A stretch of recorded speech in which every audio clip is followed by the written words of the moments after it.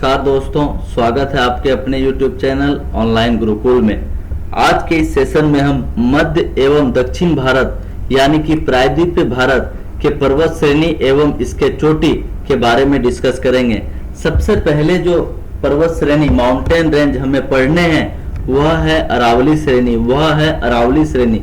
आइए हम अरावली श्रेणी से शुरू करते हैं। यह जो अरावली श्रेणी है यह गुजरात के अहमदाबाद जिले से इसकी शुरुआत होती है और यह 3 राज्य गुजरात, राजस्थान, हरियाणा एवं एक केंद्र शासित प्रदेश दिल्ली, इन चारों कहीं ना कहीं कहा जाए 3 राज्य प्लस एक केंद्र शासित प्रदेश, इन चारों जगहों पर इसका विस्तार अरावली श्रेणी का विस्तार देखने को मिलते हैं। राजस्थान में एक जगह पड़ती है माउंट आबू। माउंट आबू के निकट जो अरावली की सबसे ऊंची चोटी है इसका नाम है गुरु शिखर। मोस्ट इंपॉर्टेंट यहाँ से क्वेश्चंस बनते हैं कि माउंट आबू के निकट है या राजस्थान में कहाँ पड़ता है। मेनली अगर पूछा जाए तो यह जो है यह माउंट आबू के निकट पड़ता है गुरु शिखर, और इसकी जो ऊंचाई है यह 1722 मीटर है। 1722 मीटर है। और यहाँ हम देखते हैं कि राजस्थान के बाद हरियाणा के गुड़गांव होते हुए, गुरुग्राम होते हुए, पुराना नाम गुरुग्राम होते हुए जो है इसका विस्तार दिल्ली तक देखने को मिलते हैं। यह जो रायसीना हिल्स है जिस पर अवध प्रेसिडेंट हाउस यानी कि हमारा राष्ट्रपति भवन जो है यह लोकेटेड है, स्थित है। जो हमारा राष्ट्रपति भवन स्थित है यह रायसीना हिल्स पर है। रायसीना हिल्स जो है अरावली का ही हिस्सा माना जाता है। और हम देखते होते हैं कि यह जो है गुजरात से शुरू होकर गुजरात, राजस्थान, हरियाणा, दिल्ली, यह चारों जगहों पर विस्तृत है, चारों जगहों पर फैली हुई है। और साथ ही साथ इसे उदयपुर में हर्षनाथ की पहाड़ी के नाम से जाना जाता है, जबकि सीकर के तरफ जो है इसका नाम जरगा की पहाड़ी हो जाती है। और भारत की यह सबसे पुरानी पर्वत श्रृंखला मानी जाती है, भारत की सबसे पुरानी पर्वत श्रृंखला मानी जाती है। और इसका जो विस्तार है यह अधिकतर विस्तार राजस्थान में लगभग 80% जो है राजस्थान में यह लोकेटेड है। नेक्स्ट अब जो है यह है विंध्याचल पर्वत श्रेणी यानी कि विंध्याचल पर्वत श्रृंखला। जैसा कि आप देख रहे हैं कि यह जो विंध्याचल रेंज है यह भारत के मिड भाग में यानी कि मध्य भाग में देखने को मिलते हैं। यह भारत को 2 भागों में बांटने का काम भी कर रही है। और इसका जो विस्तार है यह गुजरात, मध्य प्रदेश, उत्तर प्रदेश, झारखंड, इन सभी राज्यों में इसका विस्तार देखने को मिलते हैं। इसकी जो सबसे ऊंची चोटी है, अरावली की जो सबसे ऊंची चोटी थी यह थी गुरु शिखर माउंट आबू के निकट 1722 मीटर। विंध्याचल की जो सबसे ऊंची चोटी है यह सद्भावना, इसका नाम है सद्भावना, जो कि पड़ता कहाँ है तो मध्य प्रदेश में पड़ता है। यह जो सद्भावना है और इसकी जो ऊंचाई है यह 752 मीटर है। 752 मीटर जो है इसकी ऊंचाई है, 752 मीटर।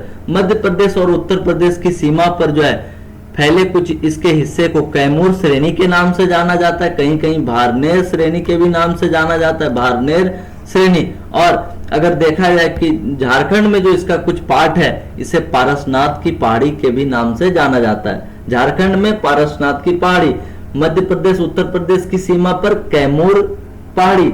और अगर बात किया जाए तो यह जो पारसनाथ की पहाड़ी है यह जैन धर्म के लिए जो है सबसे प्रमुख धार्मिक स्थल माना जाता है। और यह झारखंड राज्य के गिरिडीह जिले में स्थित है और इसकी जो ऊंचाई है 1365 मीटर है। 1365 मीटर है, 1365 मीटर। और इसके बाद जो है विंध्याचल रेंज के बाद हमें अगला रेंज समझना है, यह है सतपुड़ा रेंज। सतपुड़ा रेंज जो है यह 3 पहाड़ियों का श्रेणी है।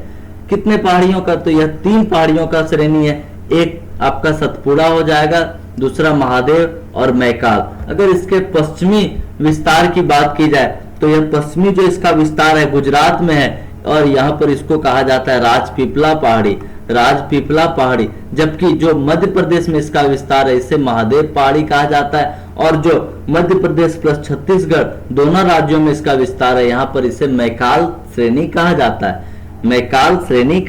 मैकाल पहाड़ी कहा जाता है। ये जो तीनों है यह सतपुड़ा रेंज का ही हिस्सा है, सतपुड़ा श्रेणी का ही जो है यह हिस्सा है। और हम यहाँ पर देखते होते हैं सतपुड़ा रेंज की जो पूरे रेंज की जो सबसे ऊंची चोटी है किसी न किसी पहाड़ी में, तीनों पहाड़ी में कहीं ना कहीं तो सबसे ऊंची चोटी होगी, तो सबसे ऊंची चोटी जो है यह महादेव पहाड़ी में है। कहाँ पर? महादेव पहाड़ी में है, और यह पड़ता है मध्य प्रदेश में।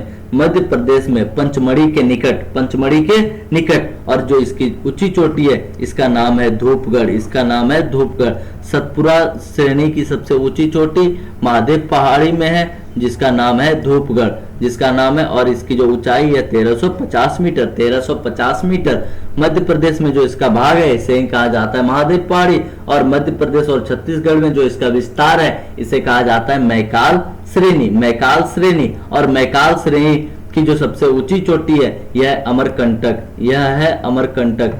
नोट्स में नहीं है, बाकी जो है आप इसे थोड़ा सा नोट्स खुद से जो है इसमें बना सकते हैं। अमरकंटक, और अमरकंटक से ही जो है यह नर्मदा नदी निकलती होती है।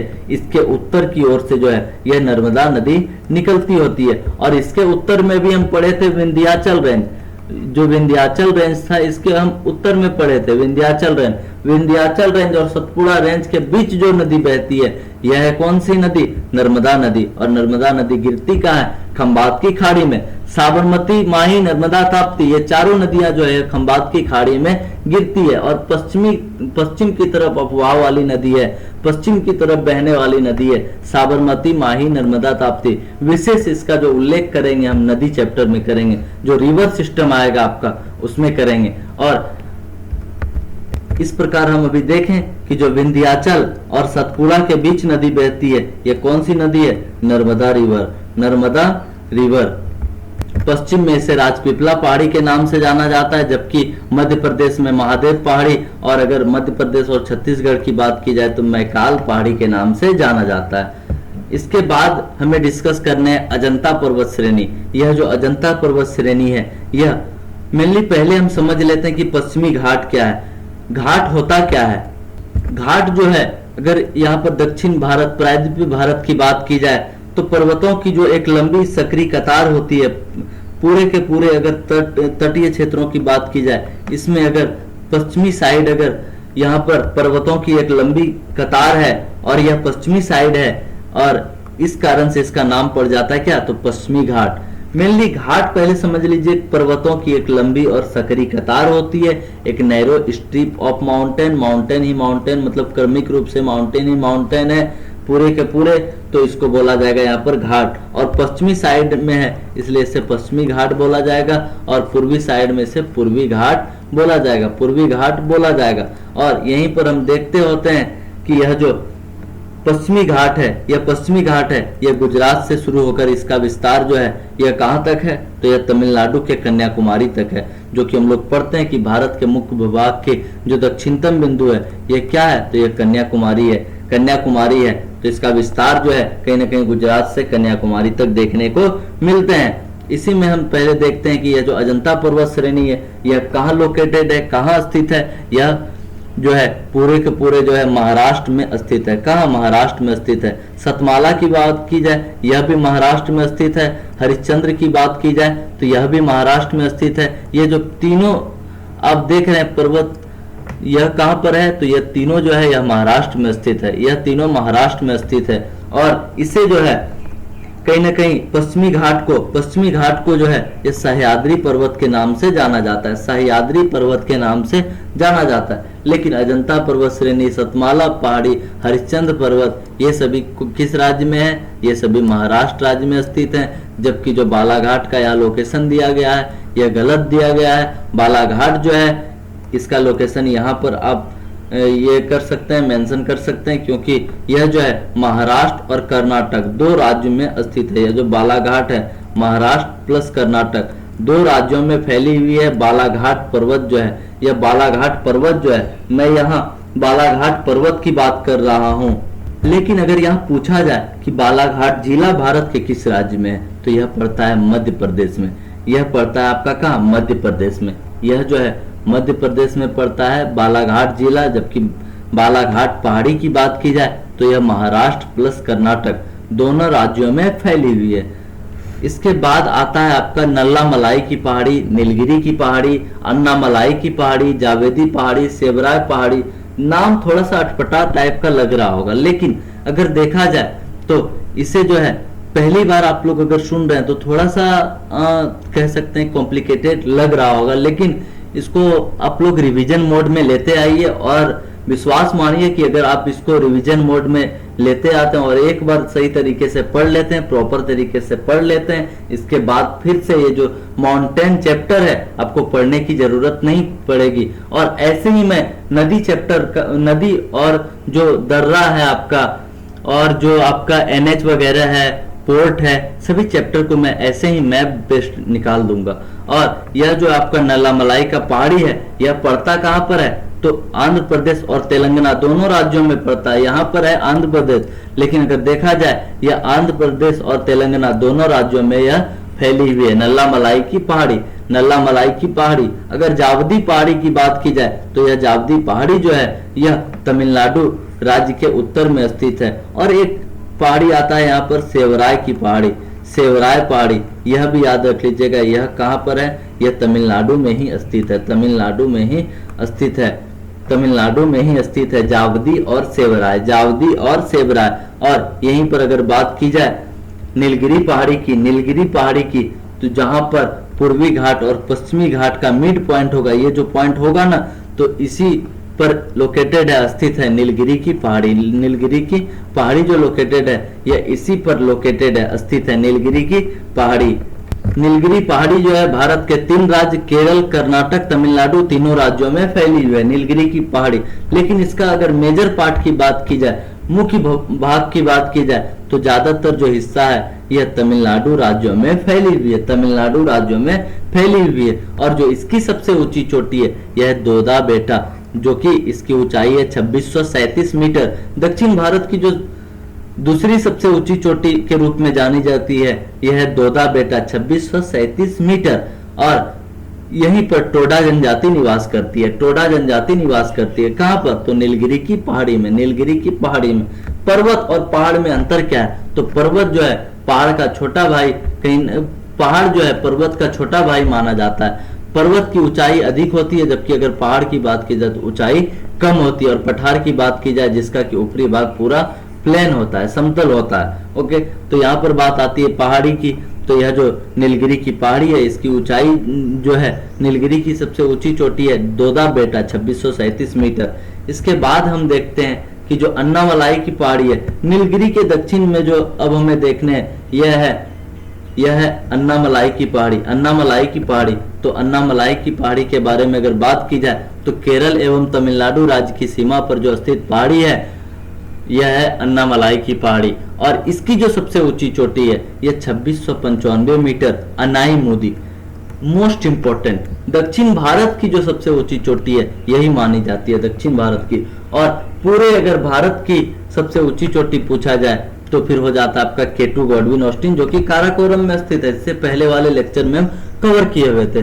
और पूरे भारत में अवस्थित अगर बोला जाए, भारत में ही अवस्थित जो सबसे ऊंची चोटी है यह कंचनजंगा, जो कि कहाँ पड़ता है, यह सिक्किम में पड़ता है। कहाँ, सिक्किम में पड़ता है। इस प्रकार हम देखते हैं कि दक्षिण भारत की सबसे ऊंची चोटी है अनाईमुदी, जो कि अन्नामलाई पहाड़ी में स्थित है, अन्नामलाई पहाड़ी में स्थित है। इसके दक्षिण में अगर हम जाते हैं तो कार्डमम की पहाड़ी आती है। कार्डमम का ही मतलब होता है इलायची। यहाँ पर इलायची की खेती जो है बृहद पैमाने पर जबरदस्त रूप में होती है, इलायची की खेती, और इसलिए इसे इलायची की पहाड़ी भी बोला जाता है।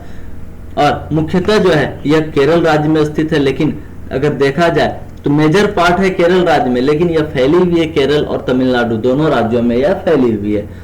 पश्चिमी घाट का जो सबसे ऊंचा शिखर है यह अनाईमुदी ही है। अन्नामलाई की जो सबसे ऊंची चोटी है यह अनाईमुदी है, लेकिन अगर पूर्वी घाट पर्वत श्रेणी का जो सबसे ऊंचा शिखर है यह है महेंद्रगिरी, यह है महेंद्रगिरी। महेंद्रगिरी जो कि पूर्वी घाट की सबसे ऊंची चोटी मानी जाती है, पूर्वी घाट की सबसे ऊंची चोटी मानी जाती है। इस प्रकार अभी हम देखें कि जो यह नीलगिरी है, नीलगिरी के दक्षिण में पड़ता है आपका अन्नामलाई की पहाड़ी, और इसके दक्षिण में पड़ता है कार्डमम की पहाड़ी। और नीलगिरी की सबसे ऊंची चोटी आपका था दोदा बेटा, जो कि दक्षिण भारत की दूसरी सबसे ऊंची चोटी, लेकिन दक्षिण भारत की सबसे ऊंची चोटी जो है यह अनाईमुदी, जो कि अन्नामलाई में पड़ता है। नेक्स्ट आता है मांडव पहाड़ियां। ये जो है मांडव पहाड़ी है कहाँ, तो यह गुजरात में है। मांडव पहाड़ी है कहाँ, तो यह गुजरात में है। गिर पहाड़ी कहाँ है, तो यह भी गुजरात में है। एशियाई शेर के लिए जाना जाता है गिर पहाड़ी, गिर पहाड़ी एशियाई शेर के लिए जाना जाता है। अब अगर बात किया जाए तो अंडमान निकोबार की जो सबसे ऊंची चोटी है, यह भी कभी कभी एग्जाम्स में पूछ लिए जाते हैं, यह है सैडल पीक, यह है सैडल पीक। और यह जो है अंडमान निकोबार द्वीप समूह का जो सबसे ऊपरी मतलब कह सकते हैं, जो उत्तरी अंडमान है, नॉर्थ अंडमान है, इसमें स्थित है सैडल पीक। सैडल पीक जो है यह कहाँ पड़ता है, तो यह उत्तरी अंडमान में पड़ता है। मोटे तौर पर याद रख लीजिए कि अंडमान निकोबार की सबसे ऊंची चोटी सैडल पीक है, जो कि अंडमान निकोबार में पड़ता है। इसके नीचे मध्य अंडमान है, फिर आपका दक्षिणी अंडमान है। इस तरीके से अगर देखा जाए तो अंडमान निकोबार द्वीप समूह वाला जब चैप्टर आएगा उसमें हम इसको कवर करेंगे। और लक्षद्वीप की जो सबसे ऊंची चोटी है, यह है नारचो, यह है नारचो, यह है नारचो। इसके बाद का जो आपका लेक्चर आएगा वह पूर्वोत्तर भारत में स्थित जो पहाड़ी है इसके बारे में आएगा। तो यहाँ पर हम मोटे तौर पर थोड़ा सा देख लेते हैं। पहले हम देखते हैं कि यह अरुणाचल प्रदेश है। यह जो मैप आप देख रहे हैं यह अरुणाचल प्रदेश है। अरुणाचल प्रदेश की जो सबसे अरुणाचल प्रदेश में यह पहाड़ी 1 2 3 4 ये सभी जो पहाड़ियां पड़ती है, पहला ये जो है ये आपका डाफला है, मेरी है, आबोर है, मिसमी है, पटकाई बूम है। यही जो पटकाई बूम है यह म्यांमार और अरुणाचल प्रदेश के बीच सीमा बनाती है। तो अरुणाचल प्रदेश में जो यह पहाड़ी है यह हम देख रहे हैं कि डाफला मेरी आबोर मिसमी, डाफला मेरी आबोर मिसमी। और जबकि नागालैंड में नागा पहाड़ी है, नागालैंड में नागा पहाड़ी है। मणिपुर में जो है आपका एक पहाड़ी पड़ता है लुसाई पहाड़ी। मिजोरम में नहीं, मणिपुर में तो मणिपुर में शायद एक पहाड़ी मणिपुरी ऐसी ही कुछ है, लेकिन अगर मिजोरम की बात की जाए तो यहाँ पर लुसाई पहाड़ी पड़ती है। जबकि मेघालय का जो है यह मोस्ट इंपॉर्टेंट है, गारो खासी जयंतिया। इतना डीप में नहीं जाना है, जो भी एसएससी और रेलवे ग्रुप डी इत्यादि ये सब के जो भी एग्जाम्स में जो है बहुत ही कम चांसेस रहता है। हाँ, ये जो पटकाई बूम है यह पूछा जाता है, कहीं कहीं मिसमी भी पूछा जाता है, मिसमी भी पूछा जाता है। और गारो खासी जयंतिया यह तो पूछा ही जाता है, यह जो 3 पहाड़ी है यह तो पूछा ही जाता है। तो इसके बारे में हम डिस्कस करेंगे जो अगला नेक्स्ट लेक्चर आएगा हमारा। तब तक के लिए बाय बाय दोस्तों, और लेक्चर को थोड़ा बहुत शेयर करते रहिए। आप लोग आजकल देख रहे हैं थोड़ा सा आप लोग शेयर नहीं कर रहे हैं, और कहीं ना कहीं जो है अगर आप शेयर करते हैं लेक्चर को, और इससे कहीं ना कहीं हमें भी लेक्चर बनाने में, वीडियो बनाने में मोटिवेशन मिलते रहती है। और कहीं ना कहीं आपके जो भी चैप्टर्स हैं, लगभग इंडियन ज्योग्राफी के जो टोटल चैप्टर्स हैं, मैं इसी तरह से कवर करा दूंगा आप लोगों को। शुरुआत की है, इसको खत्म भी करेंगे। और कहीं ना कहीं आप थोड़ा सा इसको शेयर करते रहिए, लाइक कीजिए, सब्सक्राइब कीजिए। Thank you.